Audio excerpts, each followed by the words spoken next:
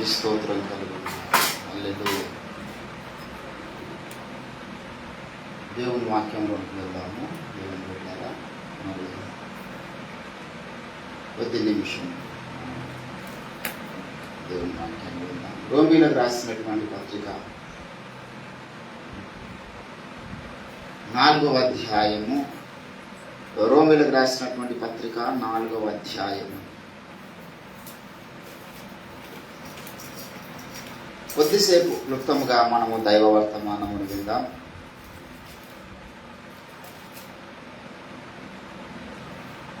నాలుగవ అధ్యాయము, దయచేసి 3వ వచనం.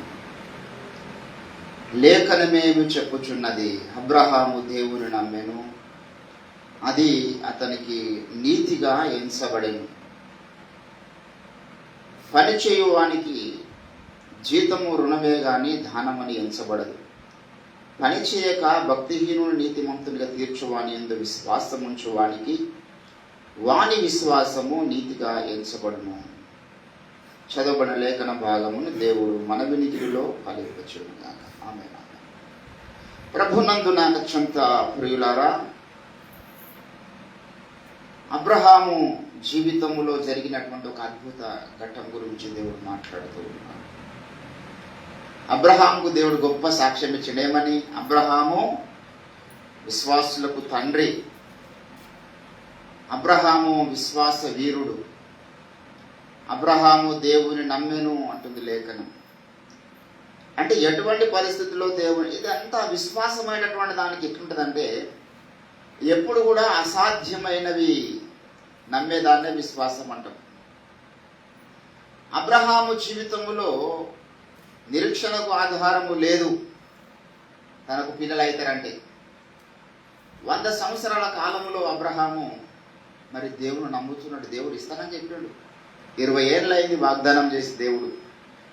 20 ఏళ్ళు అబ్రహాము వెయిట్ చేస్తానే ఉన్నాడు. దేవుడు ఇస్తాడు ఇస్తాడు ఇస్తాడు. నిరీక్షణ ఎక్కడ కూడా మరి తన విశ్వాసమును తాను కోల్పోలేడు. తన విశ్వాసమందు బలహీనుడు కాలేదని లేఖనం సెలవిస్తుంది. రమారమి 100 ఏళ్ల వయసు గలవాడే అబ్రహాము మరి విశ్వసించిండు దేవుణ్ణి. ఇది అసాధ్యమైనటువంటి కార్యక్రమము. ఏంటండి? నీతిమంతుడైనటువంటి సాక్ష్యము సంపాదించినటువంటి వ్యక్తి విశ్వాసం ద్వారా సంపాదించినంట. విశ్వాసము ద్వారా. దేవుని బిడ్డలారా, యేసుక్రీస్తు గురించి కూడా నమ్మడం అసాధ్యం. ఏంటంటే మొదటి విషయం, యేసుప్రభుని నమ్మడానికి అసాధ్యం ఏమిటంటే, మొదటి విషయం ఏంటంటే యేసుప్రభుల వారు తిరిగి లేచిందంటే నమ్మడం అసాధ్యం అయిపోయింది. అర్థమైందా? యేసుప్రభుల వారు తిరిగి లేచినంటే నమ్మడము అసాధ్యం.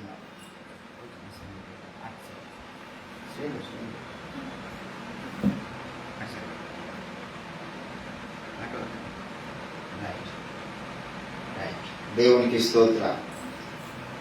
యేసు ప్రభుల వారు తిరిగి లేచిందంటే నమ్మడం అసాధ్యమా సుసాధ్యం చెప్పండి. ఇది చాలా కష్టం.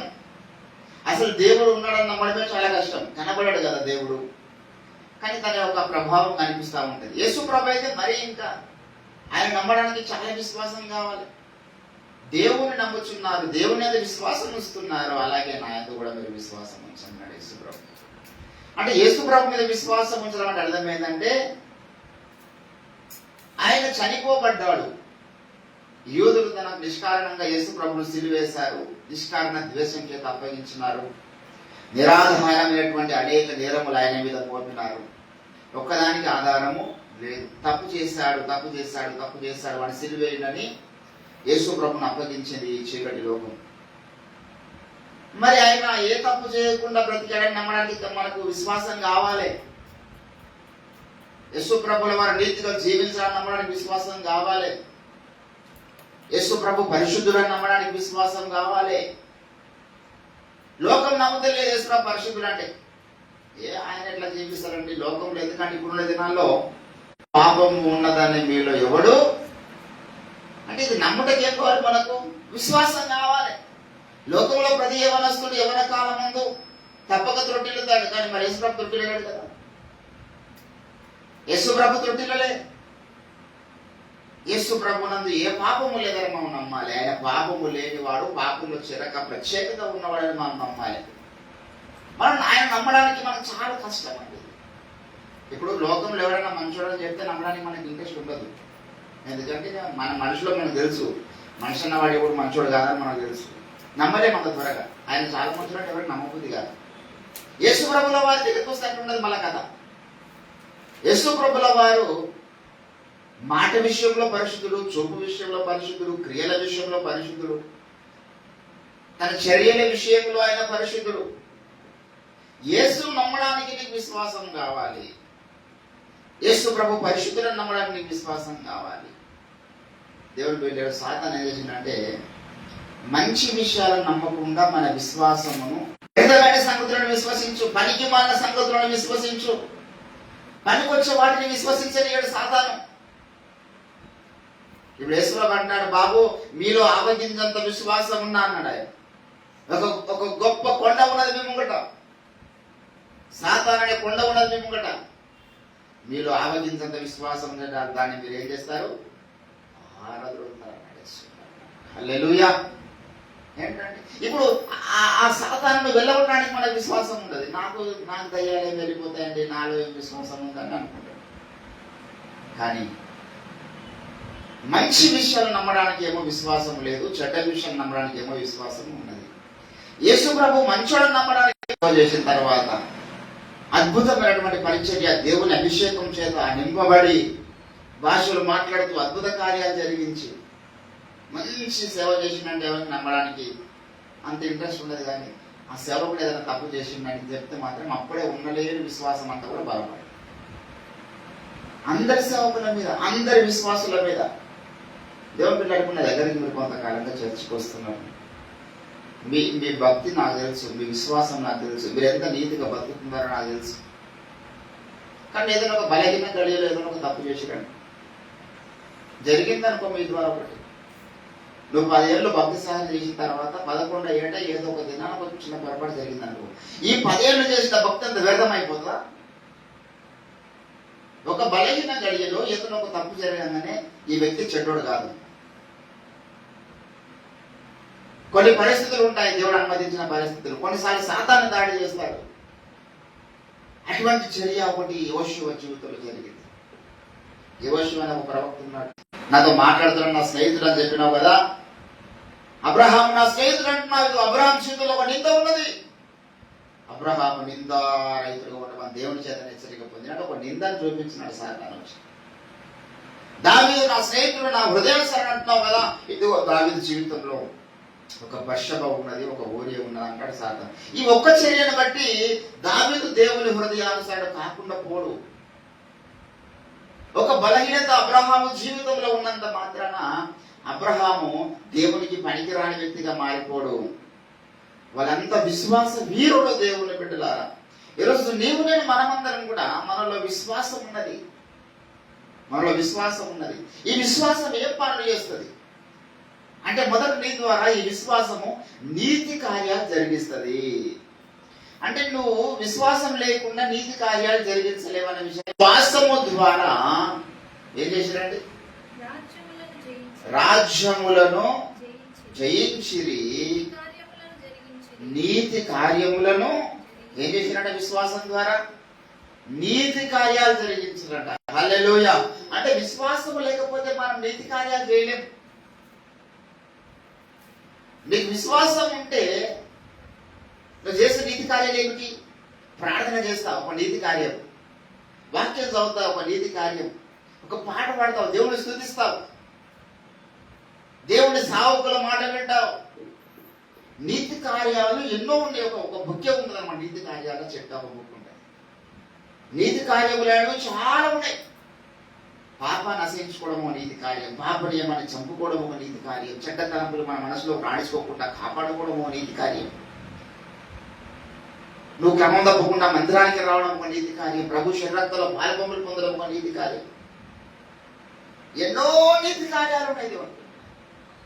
ఇవన్నీ నీ మనస్సులో చాలా శక్తి ఉన్నది. మనం ఏమి జరుగుతాయి అనుకుంటాం అవి జరుగుతాయి. ఖచ్చితంగా ఇంత పెద్ద జరుగుతాయి. ఇప్పుడు నేను పెద్ద మందిరం కడతానని నా మనసుకు నేను ఫిక్స్ అయిపోయినా, నా మనసులో ఫిక్స్ అయిపోయినా. ఎందుకంటే నమ్ముట నీ వలన అయితే నమ్మువానికి సమస్తము సాధ్యమన్నాడు. మనము శరీరంతో చేసేటటువంటి కార్యాలు, చర్యలకు మనసుకు కొంత డిఫరెన్స్ ఉంటుంది, కానీ మన హృదయానికి మన మనసుకు చాలా దగ్గర సంబంధం ఉంటుంది. నీ మనసులో ఏవైతే నువ్వు నిశ్చయించుకోకుండా, అనుమానించకుండా నమ్ముతావో, ఇది నేను చేస్తాను నా వల్ల అవుతుంది అనుకున్నప్పుడు అది జరుగుతుంది. అందుకే సాతాను ఏం చేస్తాడంటే మన మనస్సు మీద వాడు దాడి చేసి మన విశ్వాసమును చెడగొట్టేవాడై ఉన్నాడు. విశ్వాసం అవసరం. ఇప్పుడు ఒక మనిషి దేవుడు ముడితే లేపి నడుస్తాడు, కానీ సూర్యుడు నాపడం ఏంది, చంద్రుడు నాపడం ఏంది, వర్షం నాపడం ఏంది? ఏలియా వర్షము నాపగలిగినాడు. విశ్వాసం ద్వారా మరలా వర్షము కురిష్టంగా చేస్తున్నాడు. ఈరోజు మనం చేయగలుగుతామా? విశ్వాసంతో ఈరోజు వర్షం పడను కాకుంటే పడుతుందో పడదో మనకు తెలియదు. పడుతున్న వర్షం ఆగమంటే ఆగుదో ఆగుదో మనకు తెలియదు. ఎంత దమ్ము ఉండాలి అటువంటి సాక్ష్యం ఇవ్వాలంటే, ఎంత విశ్వాసం ఉండాలి మనకు, ఇంత ధైర్యం అండి. పబ్లిక్ లో స్టేజ్ల మీద మీటింగ్లల్లా నా ద్వారా 9 ప్రణాళిక గ్రంథాలు దేవుడు రాయబోతున్నాడు, మొదట తెలుగులో వాటిని రాస్తాను, తర్వాత వాటిని ఇంగ్లీష్లో తర్జుమా చేసి ప్రపంచం అంతా నింపుతానని 40 ఏళ్ల కింద చెప్పిండు. 40 ఏళ్ళు గడిచింది, ఈ రోజు వరకు 9 పుస్తకాలు వచ్చినాయి. ఒక మనిషికి సాధ్యమవుతుందా? ఇప్పుడు 40 ఏళ్ళు అయింది. ఈరోజు 40 ఏళ్ల సేవా జీవితం మనం చూద్దామా? 40 ఏళ్ల సేవ జీవితంలో విశ్వాసము ద్వారా జయించినటువంటి నీతి కార్యాలను చూద్దామా? లేకపోతే నీతిహీనులు చేస్తున్నటువంటి భ్రష్టులు కొంతమంది ఆయన మంచోడు కాదని ఆరోపణ చేస్తారు. నా దగ్గర ఎంతమంది నేను మంచోడు కాదని వెళ్ళిపోయారు, మంచోడు కాదని వెళ్ళిపోయి నడుచుకోండి. నీ గురించి దేవుడు ఏమనుకుంటున్నాడే విశ్వాసం, నీ గురించి మనుషులు ఏమనుకుంటున్నాడే విశ్వాసం కాదు. నా గురించి మనుషులు చెడ్డగా అనుకుంటున్నారంట, నేను మంచోడు కాదనుకుంటున్నారంట, నా గుణం బాగలేదు అనుకుంటున్నారంటే వాళ్ళు అనుకురండి. వాళ్ళు ఏమనుకుంటున్నాడు నీ మనసుకు అవసరం లేదు. వాళ్ళు ఏమనుకుంటున్నాడు నమ్మడానికి నీ ఎందుకు కుక్కలతో పోల్చుంటూ నెగిటివ్గా మాట్లాడాలంటే కుక్కలకి ఎక్కువ కాలం ఆయుష్ ఉండదు, చాలా జల్దీ చచ్చిపోయే జంతువు కుక్కనే. కాబట్టి వాళ్ళ రీతిగా మనల్ని విమర్శించే వాళ్ళు ఉంటూనే ఉంటారండి. యేసు ప్రభుకి తప్పలేదు. నీతిగా బ్రతికినటువంటి పరిశుద్ధులు, నిర్దోషి, నిష్కల్మషుడు, పాపుల చేరక ప్రత్యేకంగా ఉన్నటువంటి అతి కాంక్షణీయుడు, అతి పరిశుద్ధ నా మీద కొంత సుకీర్తి, కొంత దుష్కీర్తి ఉన్నది. కొంత మంచి సాక్ష్యం ఉన్నది పౌలు గురి సమాజంలో, కొంత చెడ్డ సాక్ష్యం కూడా ఉందండి. ఈ చెడ్డ సాక్ష్యం ఎవరు సృజించుకుంటాడు చెప్పండి? సేవకుల మీద చెడ్డ సాక్ష్యాలు సృజించేటటువంటి సాతాను సేవకులు కొందరు ఉంటారు సంఘంలో. వీళ్ళ పని ఏంటంటే ఎప్పుడు సేవకులు నేర్పిండు, సేవ చేయడం నేర్పించాడు, మీకు దేవునితో గడపడం నేర్పించడానికి సాక్ష్యాలు ఇచ్చినాడు ఎంతమంది. కొంతమంది చెడ్డ సాక్ష్యం ఇచ్చినప్పుడు కూడా సుకీర్తి ఉంది. ఈ రెండు ఉంటాయి దేవుడి సేవకులు. రెండు మన ముందు కనబడ్డప్పుడు మనం దేని వైపు ఎక్కువ మొగ్గు చూపుతాం? యాజ్ మనము ఆదాము పిల్లలుగా ఒక వ్యక్తి మంచివాడు నమ్మడానికి, నీతి కార్యాలు జరిగించడానికి విశ్వాసం కావాలి. వారు విశ్వాసము ద్వారా ఏం చేశారంట? నీతి కార్యములు జరిగించరి. విశ్వాసం ద్వారా అతి పరిశుద్ధమైన దేవుని ప్రణాళిక నెరవేర్చరి. ఈరోజు దేవుని బిడ్డలారా మన ముందు గొప్ప గొప్ప కొండలున్నాయి, సాతాను తీసుకొచ్చి పెట్టిన కొండలున్నాయి, కొన్ని శక్తులు ఉంటాయి. ఒకడు నేను మంచోడు కాదని అంటే మన వెనకాల ఒక చీకటి శక్తి ఉన్నది. ఒకడు మా గురువు గారు మంచోడు కాదనుకున్నట్టే వాని వెనకాల ఒక నిత్య చీకటి శక్తి యొక్క ప్రభావం. నేను మంచివాడిని కాదని ఎవరైనా అవతల చెప్తున్నారంటే మన మీద ఏదో చీకటి సామ్రాజ్యం మీద చీకటి అధికారం పనిచేస్తుంది అనుకోవద్దే మనం దానికి పెద్ద ఆశ్చర్యపడద్దు. అయ్యో ನನಗೆ ఇట్లాంటి అట్లా ప్రభావాన్ని పన్నీలే. ఎంతమంది మనుషులు ఒకటి వాళ్ళు ఒక మంద కందిరిగా వాళ్ళ ముస్లిం ఉన్నారంట దావీదు. మన మీద ఎంతమంది మాట్లాడతాం మనకి తెలియదు, కానీ దావీదుకి అయితే కందిరిగా లాగుతారంట చుట్టుముట్టు. ఎవరండి వీళ్ళంతా? అంటే దావీదు మీద దుమ్మెత్తి పోసే మామూలు మనుషులా అండి? పౌలు మామూలు మనిషి. మోకరించి రాత్రంతా దేవునితో మాట్లాడిండు. దేవుని దూత ఆయన ఉన్న గదిలోకి వచ్చి మాట్లాడే స్థితి ఎన్నోసార్లు జరిగింది. అట్లా దేవుడితో ముఖాముఖిగా మాట్లాడే వ్యక్తి ఆయన దమస్కు మార్గంలో. ఆయన దగ్గరికి పోయి ఆయనకు శరీర సంబంధం అంటున్నాడు. ఎంత ఎంత ఎంత క్రూరత్వం నింపబడ్డాడు సాతాను సేవకుల మీద గమనించాలి. దీవనాత్మకు దాన్ని నమ్మడానికి నీ విశ్వాసాన్ని పనిపెట్టొద్దు. వాళ్ళ మీద ఏదో రివెంజ్ తీసుకోవడానికి మన విశ్వాసానికి పనిపెట్టొద్దు. ఇటువంటి వ్యతిరేకతల మధ్య దేవుడు కార్యం జరిగించిన భక్తులు మనకు.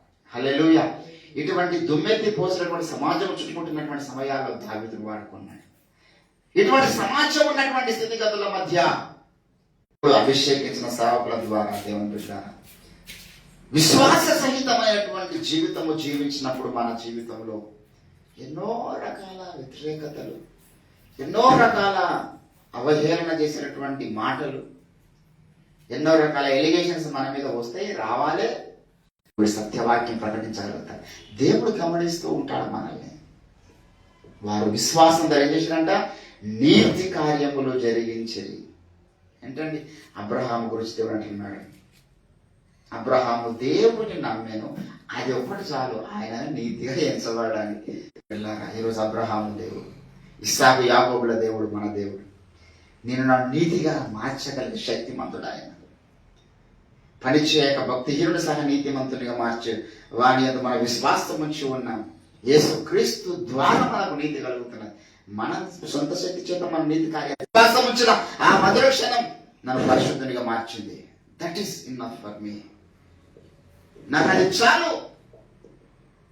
కాబట్టి దేవుని బిడ్డలారా, ఈరోజు నీవు నేను మనం అందరం కూడా నీతి, అందుకే సాధారణకి ఇష్టం లేదు మనం అంటే. వీరు యేసుప్రభుని నమ్మారు, యేసుప్రభు రక్తాన్ని నమ్మారు, ఈ తరంలో దేవుడి చిత్తాన్ని నమ్మారు, దేవుడి ప్రణాళిక నమ్మారు, దేవుడి ప్రవక్తను నమ్ముతున్నారు. దేవుడు టాబ్లెట్ తయారు చేసి పెట్టిండండి. గత దినాన ఒక దైవజనుడు చెప్తున్నాడు, జ్వరం వచ్చినప్పుడు మనం ఎడికెళ్తాం, హాస్పిటల్ పోతాం. హాస్పిటల్ పోయేటానికి అక్కడ ఏముంటుంది? టాబ్లెట్ మన కొరకు, ఇంజక్షన్ మన కొరకు రెడీగా ఉంటుందా? మనం పోయినాక తయారు చేస్తారా? ముందే రెడీ ఉన్నది. నువ్వు యేసు నమ్మినప్పుడు నీకు స్వస్థత. యేసు రక్తాన్ని విశ్వసించినప్పుడు నీతో దేవుడు పని చేసుకుంటాడు. యేసు రక్తమును బట్టి నీతిమంతునిగా మార్చబడని నీతో పని చేసుకుంటాడు. తప్పితే యాజ్ ఎ హ్యూమన్ బీయింగ్ ఒక మనిషి నేను వాడి దేవుడు చూసేది. Those who are believing Jesus Christ, ఎవరైతే యేసు ప్రభు నామమున విశ్వాసం ఉంచినారో, నీ శక్తి నా శక్తి ఎవరికి తెలుసు తెలుసా? మంత్రాలు చేసేటోడు తెలుస్తుంది. మంత్రాలు చేసేటోడు నీ ముందుకు నా ముందుకు వస్తే మనకు తెలుస్తుంది నీలో ఎంత శక్తి ఉన్నది, ఎంత వాని మంత్రపు పనిచేయదు. అక్కడ వాని మంత్రపు కట్టు పనిచేయి. నీ దగ్గరికి వచ్చినప్పుడు నీ నా శక్తి ధైర్యమై ఉన్నావు. నీ మనసులో ఎటువంటి సాక్ష్యం ఉన్నది, నీ గురించి దేవుడు ఏమనుకుంటున్నాడు, అది నాకు కావాలి. నీ గురించి దేవుడు ఏమనుకుంటున్నాడో దాని మీద దృష్టి. భక్తి సాధన అంటే ఇదే. ప్రతిరోజు నువ్వు అనుకోవాలి, ఈరోజు దేవుడు నా గురించి ఏమనుకుంటున్నాడు, ఏం పని చేద్దామని దేవుడు అనుకుంటున్నాడు, నేను చేయగలుగుతున్నాను, దేవుడు నా ద్వారా చేద్దాం అనుకున్న పనులు నేను చేస్తున్నాను. ఇదే మనం పరీక్షించుకోవాల్సింది. ఈ కొరకు చెప్పడమే సాతాను లక్ష్యం. నువ్వు నమ్మడం నీ మీద సాతాను జరిగించినటువంటి ఒక ప్రభావం. ఒక వ్యక్తి మంచోడు కాదని నమ్ముతున్నామంటే ఏంటంటే, ఇప్పుడు నా పిల్లలు వారు ఒకవేళ ఏదైనా తప్పు చేస్తే కూడా నా పిల్లలు చెడవని నేను చెప్పే ఎవరికి చెప్తానా? ఇట్లా మైకు వీడియో పెట్టి కనికరిస్తాను, నా రక్తం చేత నీతిమంతులుగా మారుస్తాను. ప్రేమ దోషములను కప్పేదిగా ఉంటుంది. ఈరోజు దేవుని బిడ్డలారా, నీవు నేను మనం అందరం కూడా దేవుని సన్నిధికి వచ్చినాం.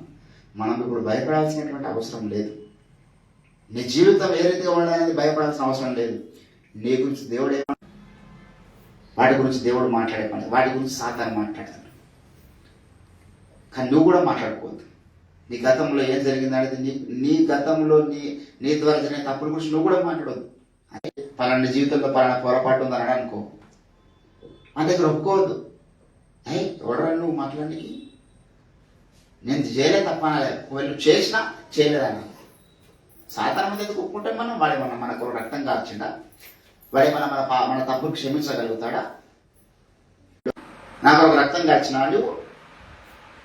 నా పాపాలు క్షమిస్తావా నీవు? మరి ఆ రెండు జనం ఎందుకు మాట్లాడాలి? నా తప్పులు క్షమించలేవు, నా కొరకు నువ్వు రక్తం కార్చలేవు, నువ్వు నా గురించి మాట్లాడడానికి నాలి. సాధన వచ్చినప్పుడు వారి విశ్వాసము ద్వారా నీతి కార్యములు జరిగించి సింహపు నోర్లను. యేసు ప్రభు యొక్క ప్రేమను బట్టి మనం పరలోక రాజ్య పౌరులం. మనం ఈ లోక పౌరులం కాదు, ఈ లోకంలో ఉన్నాం. మనం ఈ లోకంలో ఉన్నాము కాబట్టి కొన్ని తప్పులు మన ద్వారా సాధన చేయించగలుగుతారు. మనకి అధికారం ఉన్నది. మీకు విషయం తెలుసా? దెబ్బలు, ఆ దెబ్బలను తట్టుకోలేకనే తప్పు చేయగలరు కూడా ఎంతో మంది ఈరోజు. నా ద్వారా తప్పు జరిగిందయ్యా, ఆ మర్డర్ నేను చేసినయ్యా, ఆ రేపు నేను చేసినాయా అని ఒప్పుకున్న వాళ్ళు ఉన్నారు. ఆ దెబ్బలను తట్టుకోలేక సాధన ఏం చేస్తారంటే మన మీద అటువంటి ఫోర్స్ తెస్తున్నాడు బలంగా, అన్ని కోణాలు తీసుకొస్తారు. వాడు తీసుకొచ్చి అవును లేకపోయినా నా యేసయ్య నీ మనస్సుకు ఒకవేళ నేను గాయపరిచి ఉండొచ్చు, నా తలంపుల చేత, నా ఆలోచనల చేత, నా హృదయ వైఖరి చేత మేలైనది చేయిందనే అలా చేయకపోవడం వల్ల నేను గాయపెట్టిందేమో, నీ రక్తము చేత నన్ను కడగాయని దేవుని దగ్గర ఒప్పుకోను. This is the right platform to consider our sense. వాళ్ళు తప్పు చేశాను వాళ్ళ మనసులో పెట్టుకుంటున్నారు. ఎప్పుడైనా వ్యతిరేకత వచ్చినప్పుడు అవన్నీ మనసులో పెట్టుకుంటున్నా. నీకు ఆమెకు శత్రుత్వం వచ్చినప్పుడు నువ్వు చెప్పిన సంగతులు అన్నీ చెప్తుంది ఇంకోరికి. దేవుడు దగ్గర చెప్పాడు, దేవుని దగ్గర ఏదైనా పాప ఒప్పుకున్నావంటే ఆ పాపాన్ని కడిగేస్తాడు, కొట్టేస్తాడు, కప్పేస్తాడు, అంతే. జ్ఞాపకం ఉంచుకోడు ఆయన. మనుషుల ముందు చెప్తే ఏమవుతుంది? ఉంటాయి. గతాన్ని చూడదు, అందుకే గతమును మరచి అంటాడు. వెనుకున్న వాటిని మరచి అన్నాడు. వెనుకున్న వాటిని మర్చిపోవడం అనేది పరిశుద్ధుడి లక్షణం. అది కప్పెట్టుకోవడం ఏదో వీడు గతంలో తప్పు చేసి కప్పెట్టుకోవడం అనుకుంటారు కొందరు. అరే భయ్, దేవుడు ఆ రోజు క్షమించేసాడు, నేను మర్చిపోయినా. అది కూడా దేవుడు మరోమని చెప్పి నేను మర్చిపోయినా. దేవుడు మర్చిపోయాడు, నేను మర్చిపోయిందని నువ్వు జ్ఞాపకం చేస్తున్నావు అంటే నేనేమన్నా జరిగింది. ఏసై దగ్గరికి పోయింది, ఒప్పుకున్నది, దేవుడు క్షమించేసిండు ఆ రోజు. నాకేం సంబంధం? అది దేవుడు క్షమించిన తప్పు నేను మాట్లాడుతున్నానంటే నన్ను ఒక సాతానుగా దేవుడు చేస్తాడు. నువ్వెవడు కదా అదే క్షమించినాడు. అది ఆ రోజు ఆమె కన్నీరు కాల్చింది నా సన్నిధిలో, ఆ రోజే నా సన్నిధిలో ఒప్పుకున్నది, క్షమించు ప్రభు అని అడిగింది. కృపగల దేవుడు క్షమించేసినాడు. ఆ రోజే 5 సంవత్సరాల కింద 10 సంవత్సరాల కింద నేను క్షమించాను. ఎవడన్నా నెగిటివ్ మాట్లాడుతున్నంటే వాడు ఏమన్నాడు మన దగ్గరికి వచ్చినప్పుడు, పో సాతానా నాలంటే, పో సాతానా చేస్తున్నాము కూడా గద్దిస్తున్నాను. దేవుడు ఆమె గురించి మాట్లాడడానికి నీ బతికే మన సిద్ధంగా ఉందా అనగలగాలి. ఎందుకో తెలుసా? నేను యేసుక్రీస్తు రక్తమును బట్టి నీతిగా తీర్చబడ్డా, యేసును నమ్మిన దినాన నీతిమంతులుగా తీర్చబడ్డా. పరిచయం కూడా కాదు, అనుకుంటాడు బతుకుదామని, అంతే. జీవించడం సాధ్యం కాదు, కానీ విశ్వాసము ద్వారా నీతిగా బ్రతికే శక్తి దేవుడు ఇస్తాడు మనకు. దేవుని బిడ్డలారా, నేను నా జీవితంలో 2 ఉన్నాయి. సుకీర్తి ఉంది, దుష్కీర్తి ఉంది. నీతిగా బతికిన దినాలు ఉన్నాయి. దేవుని నా కొరకు ప్రేమించి నా కొరకు చనిపోయింది. ఆయన ఒక తప్పు క్షమించడా? ఒక బలహీనత క్షమించడా? Be positive. దేవుని దగ్గరికి వచ్చినప్పుడు నువ్వు చాలా మరి పాజిటివ్ వేలో నువ్వు ఆలోచన చేయాలి. నెగిటివ్ ఆలోచించు. నేను క్షమించలేము అని, నేను చేసిన తప్పులు చాలా కూడా అనుకోతున్నాను. అట్లా అనుకుంటామంటే దేవుని ప్రేమను అనుమానిస్తున్నాం మనం. అది కూడా ఒక నేరమే. దేవుని ప్రేమ, అరే నేను క్షమించిన అని చెప్తున్నా, నా ప్రేమ నమ్ముతలేడా? క్షమించిన నోరారా చెప్పా, క్షమించేసిన, ఇంక క్షమించడం లేదు, నా మీద ద్వేషం పెట్టుకున్నాడేమో, నా మీద మంచి అభిప్రాయం లేదేమో అని అనుకోవద్దు. క్షమించేసిండు, మళ్ళా మొదట ఉన్న ప్రేమను స్థిరపరిచిన దేవుని బిడ్డ తీర్చు అని ఎందు మనం విశ్వాసం ఉంచినామండి. ఎంత ధన్యులం మనం. నీతిగా బ్రతకడానికి ఏ ప్రయత్నం చేయలేవు, కానీ నమ్మిన చూడాలి. ఒకటి చాలు. యేసుని నమ్మకుండా ఎంతో మంది నీతిగా బతుకుతున్నారు కానీ నరకానికి వెళ్ళిపోతారు. మరి యేసును నమ్మకుండా చాలా నీతిగా బ్రతికి నరకం పోయిన దానికంటే యేసును నమ్మి అనేక బలహీనతలతో ఉన్నా పర్వాలేదు, జయించినారు. విశ్వాసం ద్వారా నీతి కార్యాలు జరిగించినారు. విశ్వాసం ద్వారా మృతులైన తమ వారిని సజీవులుగా తీసుకుని వెళ్ళిపోయినారు. ఎంత గొప్ప విశ్వాసం మనకు కలిగి ఉన్నాం.